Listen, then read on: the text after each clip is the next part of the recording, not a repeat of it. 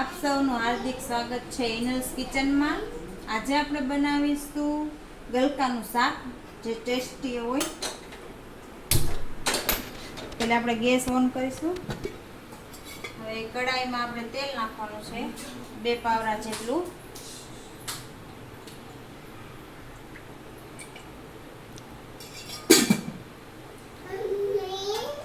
તેલ મેં નાખી દીધું છે।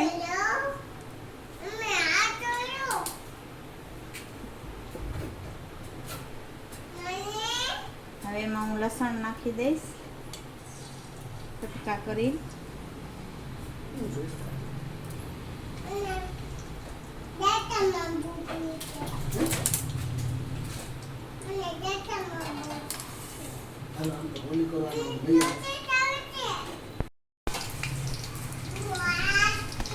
તો હવે લસણ એ થઈ ગયું છે તેલમાં। હવે એમાં હિંગ ને હળદર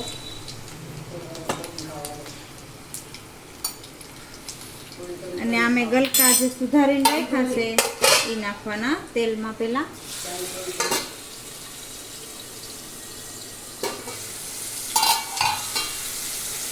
ઝીણા ઝીણા સુધારવાના એટલે ફટાફટ ચડી જાય।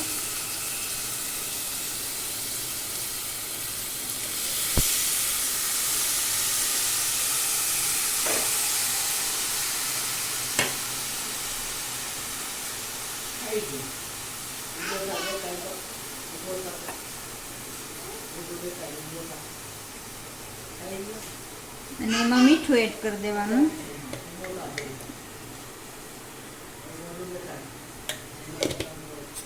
હવે હલાવવાનું અને ઢાંકી દેવાનું એટલે આ ચડી જાય ગલકા ફટાફટ। હવે હું ઢાંકી દઈશ 5 મિનિટ। હવે ગલકા આમાં ચડે તો મેં ડુંગળીના છાલ કાઢી રાખી છે ને એને છીણવાની છે ડુંગળીને આવી રીતના। જો આવી રીતના થાય પછી એની ડુંગળીને આમાં એડ કરવાની તો ગલકા થોડા અડધા ચડી જાય।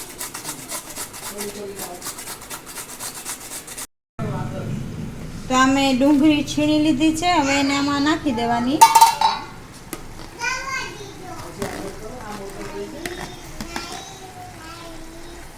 હલાવવાનું પછી પાછું ઢાંકી દેવાનું થોડીક વાર। તો આપણે ટમેટા છીણી લેવું। આપણે ટમેટાને આમાં છીણી લેવાના છે।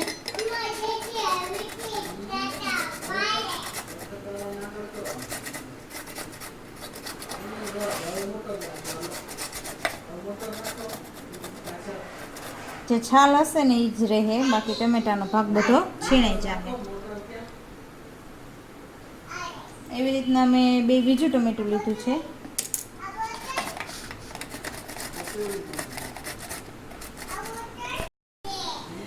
તો આ ટમેટું છીણી લીધું છે એને પણ આપણે આમાં નાખી દેવાનું છે।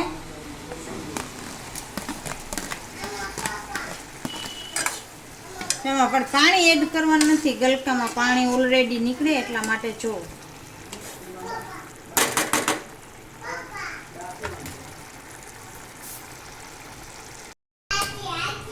તો હવે આપણે એમાં જે લસણવાળી ચટણી હોય એ નાખવાની 1 ચમચી 1.5 ચમચી જેટલી, જેવું તીખું ખાતા હોય એ પ્રમાણે। અને ગરમ મસાલો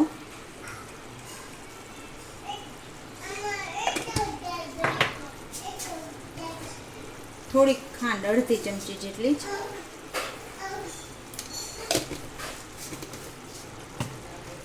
અને થોડુંક એમને ઓલું મરચું કાશ્મીરી કલર પકડાય એટલા માટે। હવે એને ચડવા દેવાનું। આપણે ઉપર ઝાલકી તેલ ના દેખાય એટલું બારવાનું। રસાવાળું શાક આપણે નથી કરવાનું, આ પૂરું મોરું જ હશે। તા ગલકું ચડી જાય અને બધું સરસ થઈ જાય, તેલ ઉપર દેખાઈ જાય। હવે ઢાંકી દેવાનું। તો હવે આપણે ચેક કરી લેશું। જો તેલ આવી ગયું છે ઉપર અને રસોઈ બળી ગયો છે। વચ્ચે વચ્ચે હલાવતા રહેવાનું, બેસી ન જાય ને ધ્યાન રાખવાનું।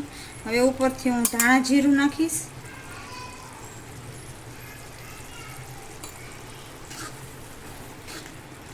અને ગેસ બંધ કરી દેવાનો. તો આ હતી આપણી આજની રેસીપી ગલકાનું શાક ટેસ્ટી.